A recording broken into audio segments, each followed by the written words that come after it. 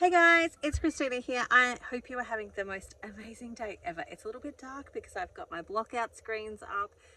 I've got my blocking out the sun. It's hot. It's hot outside. So I'm blocking it out. While I sit here and do this video.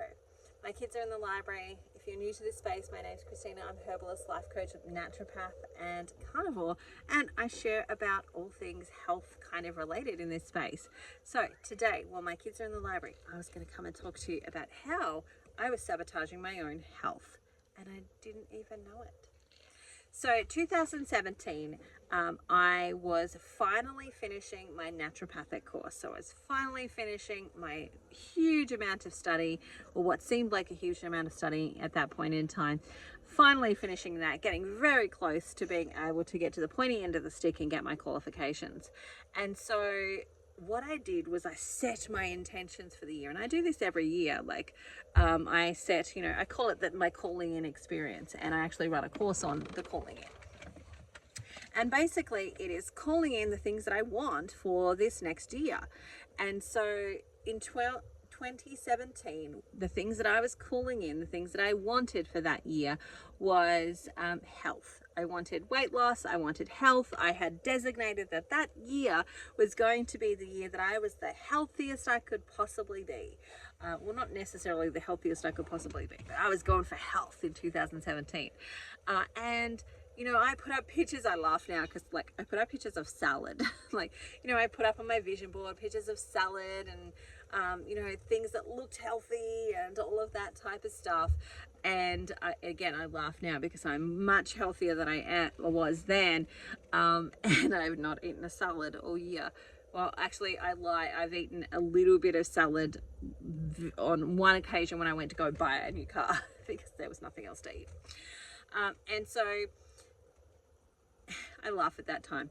Anyway, 2017 was the year of health. I decided I was going to be the healthiest I could possibly be, and I was gunning for health. So I did all my usual things. I put up the vision board. I put pictures of things that I thought were healthy on the vision board, and I changed my password. 2017 health. That was actually my password for my phone and my computer and all the things that year. Until around about August, September. In August, September, I finally went, what is going on? What is going on? I'm not healthier. I'm actually really struggling with health. I'm actually more overweight. I started the year and I gained probably maybe 15 to 20 kilos that year. Now, I understood that some of that was because I was super stressed. Now, my course, I should explain, also did this thing where I started studying as a naturopath when I was homeschooling my young children. And at that point in time, when I said yes to the study, the rule was that you could study at your own pace. So you could just do a unit at a time at your own pace. And that's what I was doing, was my own pace. And then they switched their method from studying at your own pace to now you have to complete a unit within 13 weeks.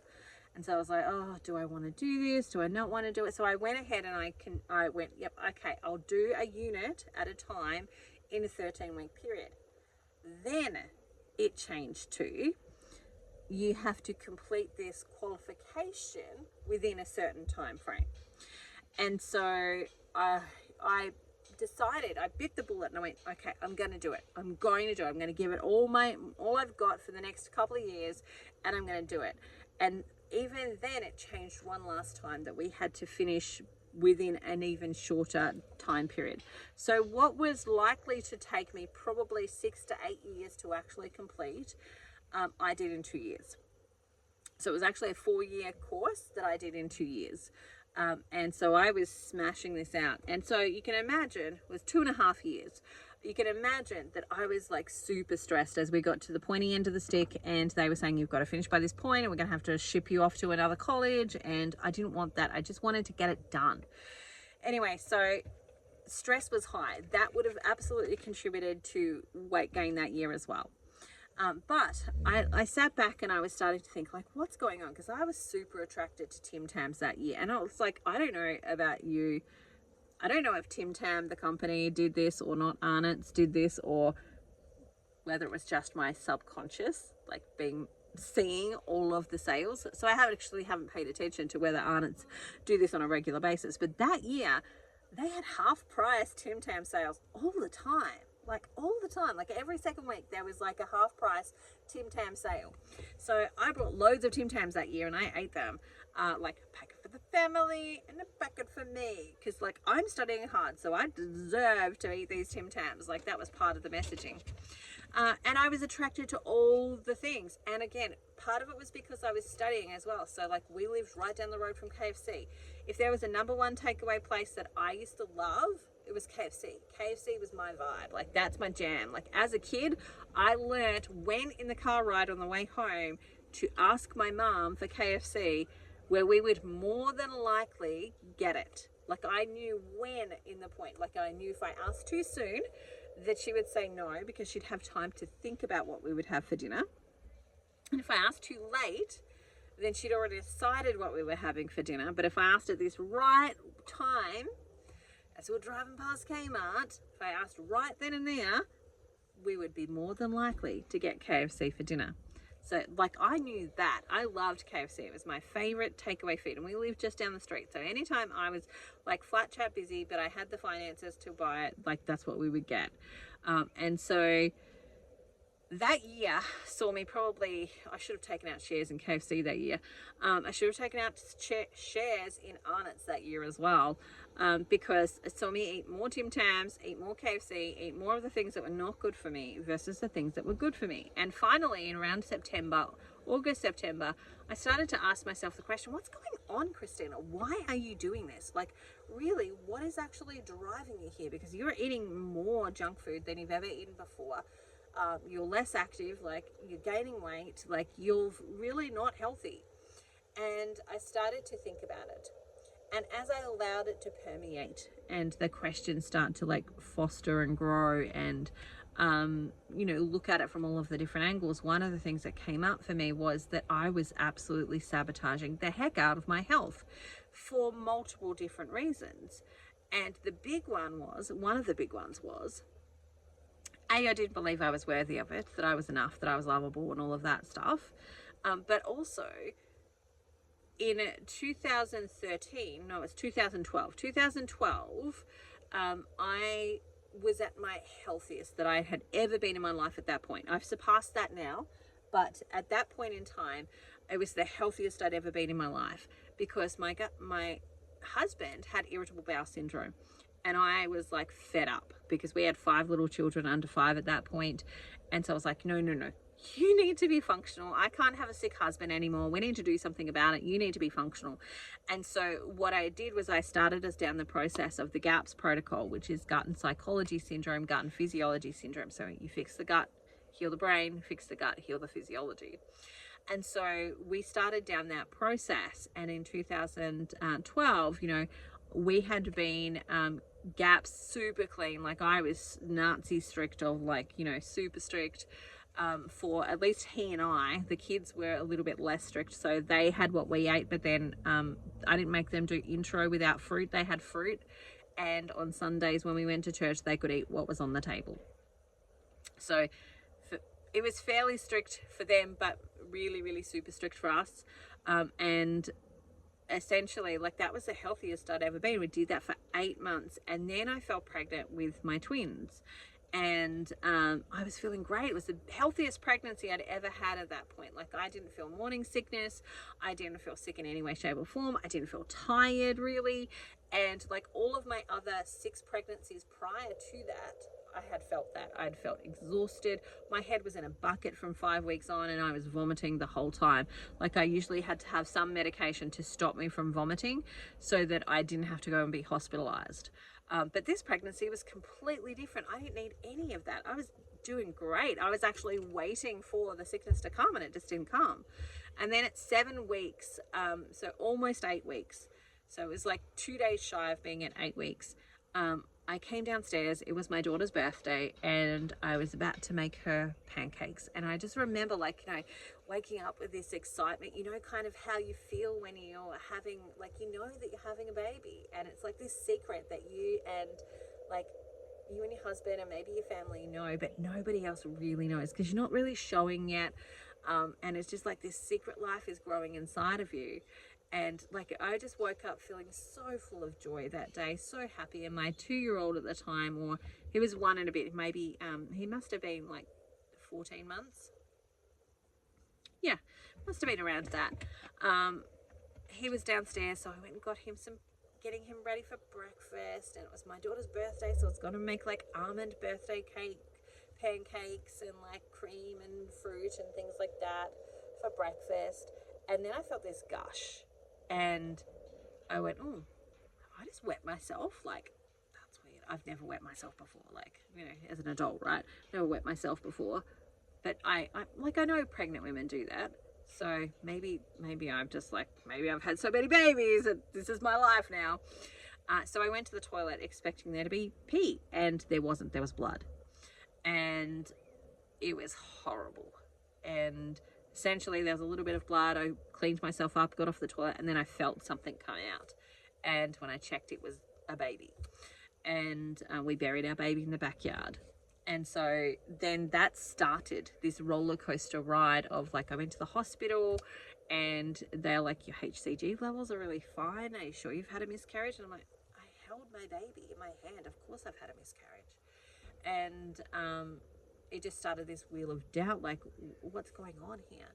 And essentially what had happened, long story short, is that I had miscarried one of my twins. So I had twins, we lost one of them. So I had what was known as a subchronic hemorrhage, which is essentially the blood behind the placenta came off, and so did that baby. And so I had a subchronic hemorrhage. And that started this roller coaster ride of what then continued with more bleeds. So I knew I had a live baby, and then I continued to have more bleeds. And they weren't always big bleeds. Sometimes they were smaller bleeds. But ultimately, I didn't know if I still had a live baby or not. So it started this roller coaster ride of me having to be on bed rest, and this like having to go to the hospital to check to see if I still had a live baby, until she got to the point where she was actually kicking, and I could feel that at that point I knew I still had a live baby when I was bleeding, but prior to that I didn't know. And the thing is, I lived in a reasonably small town too, so people would see me at the gynecologist, like the birth space that you go to, or the pregnancy space that you go to, the antenatal care place, and they would ask, oh, are you having another baby? And I would have to sit there like holding back tears going, I don't know. This might be the appointment where they tell me my baby died or I've lost my baby. I don't know. And it was horrible. Anyway, so it created this massive amount of trauma. And essentially what I had was a low-lying placenta that then moved into a complete placenta previa. So my placenta was completely covering the cervix. And then I had, which they discovered at delivery, I had a placenta procreta. So my placenta not only covered my cervix, which is where the baby's meant to come out first, it had started to eat through my old C-section scar, and it then started to grow into my bladder and into my major blood supply. And so you can imagine, birth was a life-threatening condition for both me and my baby. And essentially my heart stopped multiple times during the process of them keeping me alive. During the process of birthing her and keeping me alive, my heart had stopped and they had to resuscitate me several times. I needed 178 units of blood to keep me alive. And so that's if you don't know, that's a massive amount. Most women may have somewhere between 5 to 10 if they've had a big hemorrhage, and that's replaced all their blood volume. Well, mine was replaced nearly 16 times over. So at some point in that journey, none of the blood in my body was my own. And so my body went through this massive amount of trauma. And in 2017, and I'm thinking about, why am I not getting healthier? Like I'm doing all the things that I would normally do to manifest and help me do this and like get my mind on track, etc. And it wasn't working. And that moment in September, I remember driving the car and I went, oh my gosh, this dawning, this realization of what I was asking my body to do that whole year was in opposite to what it wanted to do. So what I mean by that is, in that 2013 situation where, you know, essentially for all intents purposes, my body died. It stopped being able to beat anymore. My heart stopped being able to beat. It gave up life at that point. I was at my most healthiest directly before that. I was the healthiest I had ever been directly before that. Like, I was on point with health. I was doing so well. I'd lost lots of weight. Had so much energy. Everything was going super duper well. And then I die. And so then in 2017, when I start to ask my body to do things like be healthy, it equals health equals death. It creates this scenario of health equals death. Don't do that. Don't do that. So it went on this sabotaging process. So it started to sabotage. So I would see, of course, all the Tim Tam sales. I would see when there was like, you know, a really delicious cake that I would like on sale. I would smell the KFC from my room while I was studying. Like, it would consistently bring that stuff highlighted to me because it was working in the opposite spirit of what I was working in. Like, what I wanted, it was working in the opposite spirit of what my subconscious brain had taken in, the messages that it had taken in and created. And so in order to change that scenario, I had to do some particular things. First, I had to be aware of, oh my gosh, my brain had connected health with death. That's not good. I can see how it did that, but it was not the truth. So I had to start looking at bringing the truth to the situation, to my subconscious pattern. So identifying it brought that subconscious pattern to my conscious thought. So it was no longer subconscious anymore. It was now conscious, which meant that I can start to do something about it. I can start to think about it. I can start to look at it differently, and I can start to change it. So for the rest of the year, I changed my word. I didn't have health for that year. I then went to something like nourish, where I just looked at nourishing my body and starting to do that. And that actually saw me lose a little bit of weight, not all of it, but just started to be better. And in 2018, it wasn't a conscious goal. It wasn't a conscious goal of mine. I had other goals that year that I was working on.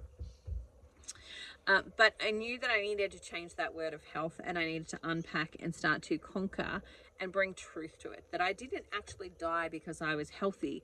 I died because these other things happened, and things that were outside of my control, or things that had happened previously in my journey before I had more knowledge than I did then. You know, like the C-section, for example. You know, my first C-section was more than likely an unnecessary C-section. Had I had really good support and really good help, I don't think I needed that C-section.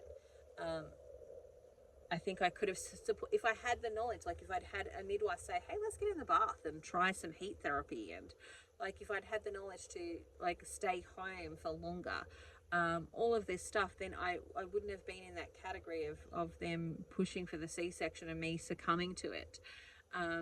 I did have a second C-section with baby number 6, and even that might have been a different scenario if I'd had the knowledge that I have now of how to support my body better during that period of time. And so, you know, had I had different knowledge, I might have been able to do different things. So I brought some truth to the scenario and started to clear that mess up around my brain meaning health equals death. And actually starting to clear that up.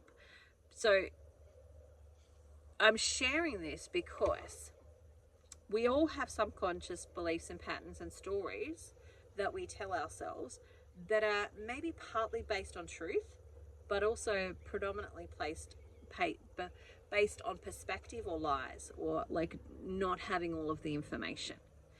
And those subconscious patterns are the things that sabotage us. And of course, there's this process that we can go through, and this is what I do when I'm doing coaching with people, is to start to bring those subconscious patterns to the conscious world, where we can start to ask, why am I doing that? What's coming up for me?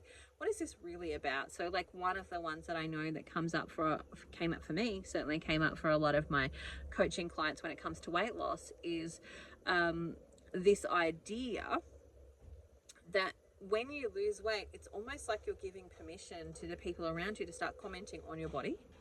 So for example, like, and they're doing it from a really great space. They're not doing it to be mean or nasty or to trigger you or anything like that.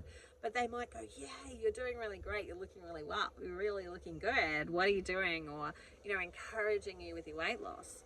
And in doing that, they're making comments about your body. And so you might suddenly go, oh, that reminds me of that time when I was in grade 8 and this boy in the hallway just like slapped me on the ass and said, woo, looking good, or something like that. And I didn't appreciate it. I didn't like it. It didn't make me feel good. He was somebody that repulsed me or whatever. And it can be simple, or it can be more in depth. It could be harder. It could be, something to the point of being sexually abused or whatever. It can be a whole multitude of things. It's not about how big the thing is. It's about the impact and the story that was created from it. And so from those scenarios, you might have gone, oh, I'm covering up. I don't want people to see me. And that may have been a part of your weight gaining journey where you've gained weight to protect yourself. And then you're giving people are like commenting on your body. So now you start to feel unsafe within your body again. And so then you might start to sabotage your own weight loss goals and abilities and so on. Now, I want to add into this, and I've talked about it a ton here, which is that hyperinsulinemia sort of space as well, that when we're in that space of we're not tapping into glucose as our fuel source because we're not eating it, and we're not tapping into fat because our insulin is too high, and we start to break down our muscles as a fuel source for our body, we go into this stir crazy place, and we start to look for reasons why we're not losing weight, and why am I craving this, and why am I doing this, and we start to make up our own conclusions around that. So we might tell ourselves a story like, well, it's because I'm destined to be overweight for the rest of my life, but it's actually the biology that's going on. And this for me is why I like to do both together. I like to do, let's look at the biology, but also let's look at the subconscious stuff so that we can untangle some of this web and go, oh, okay, you're not losing weight right now, and you're lacking energy, you're finding it hard to concentrate because you've got no primary fuel source right now. Like, we have two major primary fuel sources for our body. It's either glucose or fat. Now our body will use protein and turn that into glucose if it needs to. If it's starving, it will do that.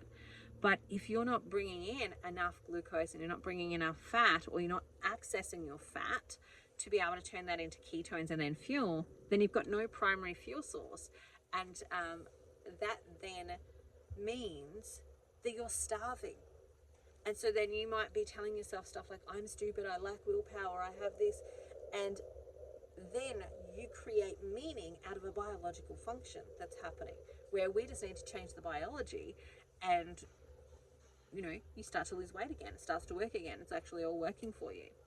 But a number of women, like so many, I can't actually tell you now how many I come across on a regular basis now, have done this, where they've tried to lose weight, they've done so well for so long, and then suddenly it stops working because they've burnt through their easy subcutaneous fat that's easy for them to tap into. And they can't tap into that visceral fat, or their insulin resistance is blocking them from being able to use fat as a fuel source. And they go into this starving place and they give up. And then they make it mean something about them, that I don't have willpower, I'm not worthy, I'm not lovable, I'm not enough. See, I can't even stick to this. Like, they create a meaning around it that then goes on to sabotage future efforts as well. And this for me is that untangling of the web of like looking at what are those subconscious beliefs, can we bring them conscious? Once we bring them conscious, can we start to change them and bring truth to them? Because more often or not, what we've done is we've believed a lie as if it was truth. So we've believed the lie that I am unlovable because somebody in our lives didn't love us, which isn't actually the truth. Somebody didn't love us. That doesn't mean we're unlovable. It just means that that person didn't love us. But look at all the evidence of all of these other people that love us. They've demonstrated that they love us. They show us that they love us. We are lovable. And so we bring truth to that scenario.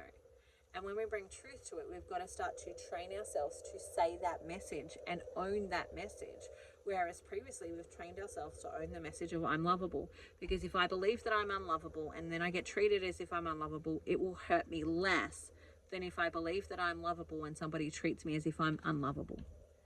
But it's not actually the truth. That in itself is a lie as well, because when you know that you are lovable, when you are certain within that truth, then the person who doesn't love you, you can say, well, that's okay. Not everybody has to love me for me to be lovable.